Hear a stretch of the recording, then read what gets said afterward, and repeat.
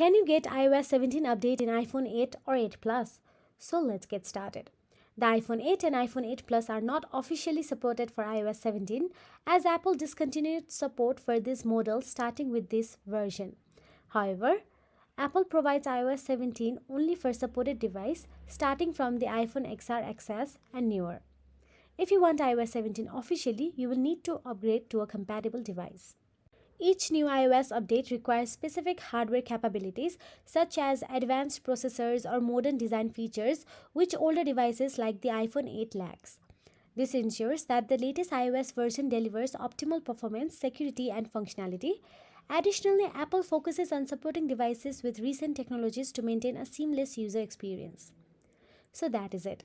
If you found this video helpful, please like, share, and subscribe our channel. And thank you so much for watching.